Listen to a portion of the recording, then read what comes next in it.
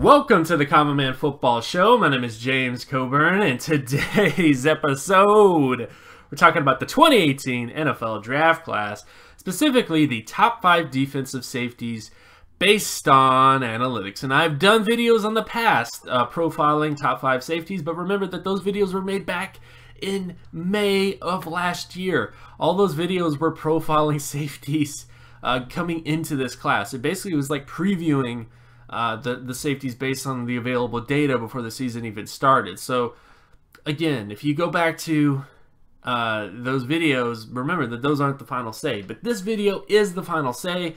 This is the end. This is the final ranking. This is the combine's over, the pro days are over, everything's over, and this is the final list. So the final top 5 safeties in this class based on data, based on analytics. If there are any safeties on this list that you don't see, if you're like, where's this guy? Where's that guy? Buy the 2018 NFL Draft Analytics Guide. In that guide, it has profiles on pretty much all the defensive safeties in this draft class that are worth looking at, in terms of overall data. So again, I definitely highly recommend you buy that guide. On top of that, the guide also includes cornerbacks, linebackers, defensive linemen, offensive linemen, tight ends, wide receivers, running backs, quarterbacks, everything that you can imagine in terms of analytics. Whether you're talking age, production, athleticism traits, physical characteristics like arm length, hand size, what matters, what doesn't matter, all that stuff is in that guide. So I highly recommend you go out and buy that guide today. Link is in the description because you will be a much smarter fan about the draft if you buy that guide and get more information going forward. So, starting with the top 5 players on this list, and again, all terms and definitions are in the description, so if you're new to the channel and you're new to the work that I do, all that information will be, again, in the description. But again, starting with the top 5 on this list, we have number 5, Armani Watts, defensive safety out of Texas A&M. When you look at his production data, 99 in terms of solo tackle data, 95.90 in terms of interception data, and 62.68 in terms of pass deflection data. When you look at the average scores at the strong safety position, doesn't look that fantastic, specifically in terms of pass deflection data. So he's a guy that has very good solo tackle, very good interception, but pass deflection is not exactly where it needs to be. When you look at the bottom end thresholds, though, he does hit at least above the bottom end threshold in terms of pass deflection data, meaning the lowest pass deflection score that a multiple Pro Bowl strong safety hit was 53.80 or higher. So 62.68 is higher than that. So again, Armani Watts does have some Pro Bowl potential because of the bottom end threshold, but he definitely isn't really hitting near the averages of that position. So he's kind of I'm not going to say he has no chance of becoming a special safety based on his production, but there definitely is some doubts because of the averages at the position.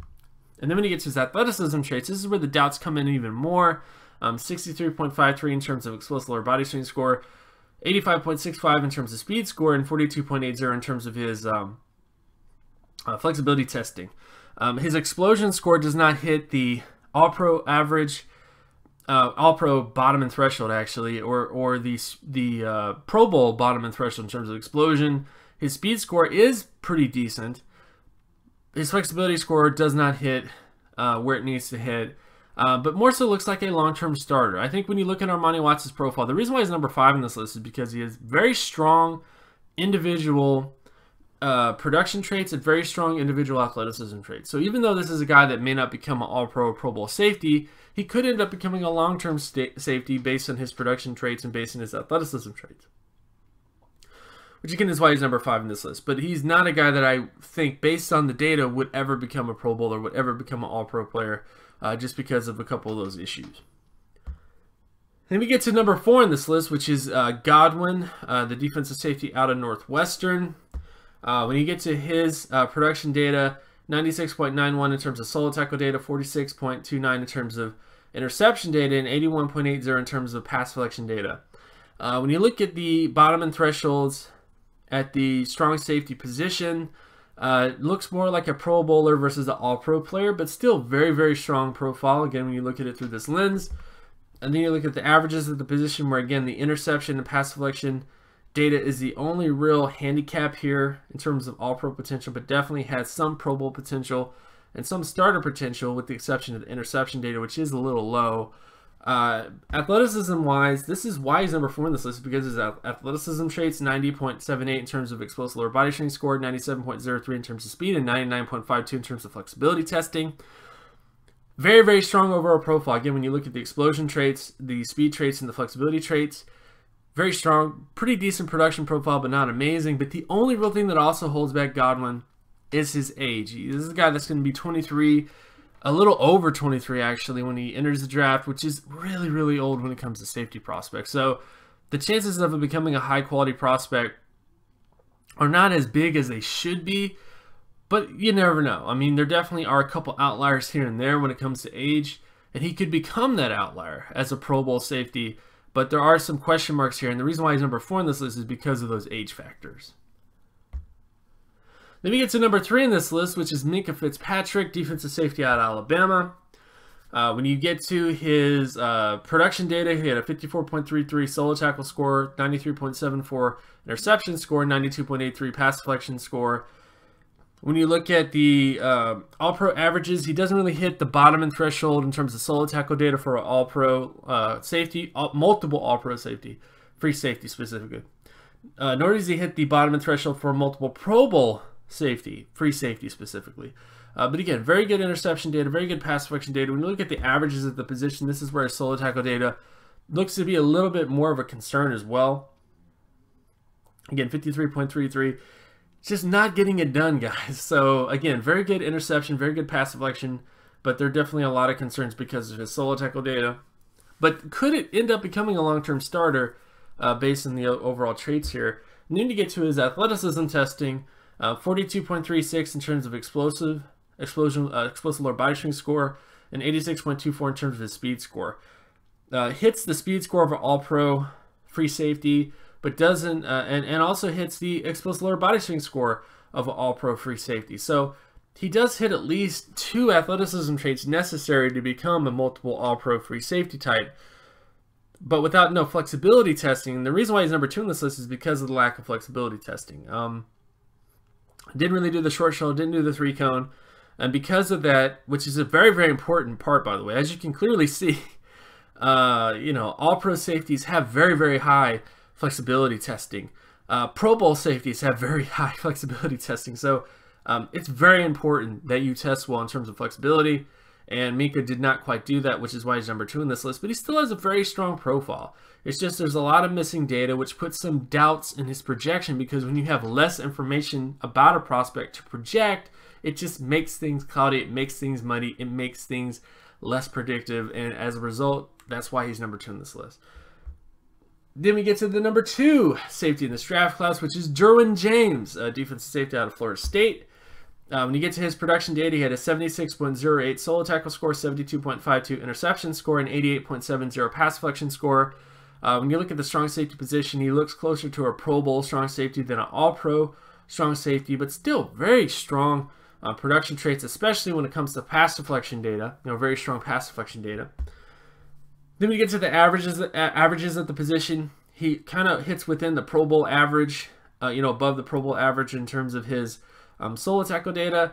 Interception data is more so along the lines of a starter than a Pro Bowler, but definitely pretty solid. And then, of course, when you get to the pass deflection data, he pretty much hits the average pass deflection score for an All-Pro strong safety is 88.70, which is the dead-on score that Derwin James had. So in many ways, Derwin James is a guy that has very good pass deflection skills, or at least I should say very good coverage skills for a strong safety, but he just kind of lacks the solo tackle data and the interception data that he needs to be a All-Pro strong safety, and also a Pro Bowl strong safety to a certain extent, because he's kind of below what the average Pro Bowl score is in terms of interception data, but not by much.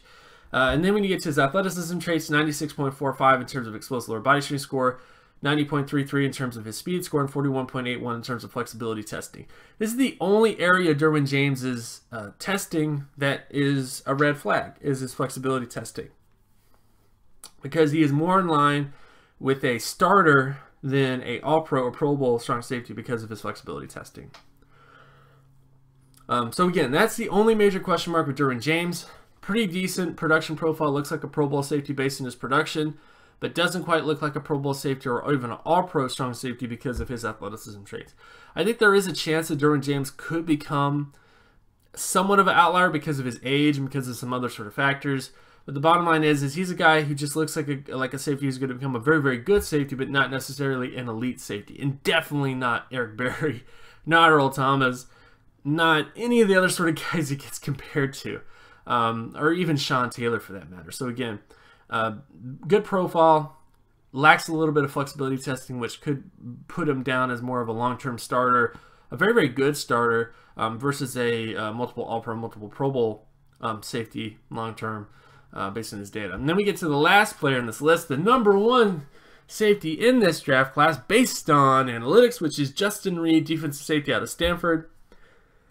He gets his production traits, he had a 76.82, solo tackle score, 85.86, interception score, and 75.79 pass deflection score.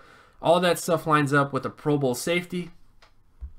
Now, when you look at the averages at the position, this is where he runs into some issues where his pass deflection data and solo tackle data doesn't really line up with the Pro Bowl average for free safety types, but does line up with the starter averages. So again, he looks more like a starter than a Pro Bowler per se. He does hit at least the bottom end threshold for Pro Bowl potential, but he just doesn't hit above the average scores of Pro Bowlers, which is why he's kind of, he's like in between a Pro Bowler and a starter when you look at the averages.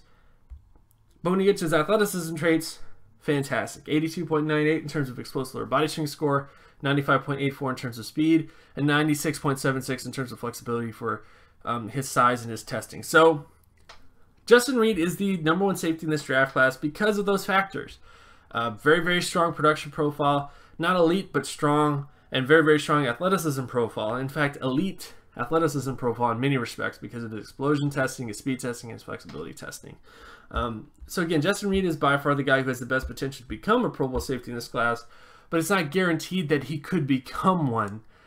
He may just end up becoming just a strong long-term starter, kind of like Eric Reid in many respects. Eric Reid was another guy that had some questionable production traits, but did have elite athleticism traits, and I think that's a similar kind of arc to Justin Reid's career when it's all said and done.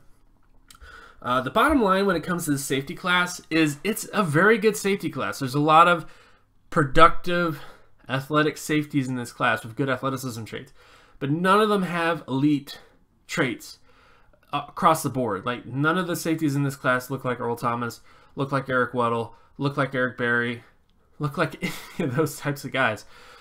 So while I do think there's going to be a lot of long-term starters from this class, and there is a potential that a guy like Derwin James could become an outlier, Justin Reid could become an outlier, I just don't put my money on outliers. The point of analytics is to not put your money on outliers. It's to look to see what's the most likely outcome. And I think this is, again, a very good safety class, but not an elite safety class. So again, this is not a class to trade multiple draft picks to get a safety. This is more so a class where you kind of wait and see what happens and let the board come to you. And if there's a safety on the board that fills a need, if you need a long-term safety and you don't have to trade up to get them, this is the class for you. And of course, my name is James Coburn. You can find my other work at draftcoburn.wordpress.com. You can also follow me on Twitter at Gymmetrics. And if you like this content and you want more content like this, be sure to leave a like and subscribe. Share this video as well with anybody that you know. Hit that notification button so you're always reminded another video of mine drops. And I'll talk to you guys in the next video. Peace.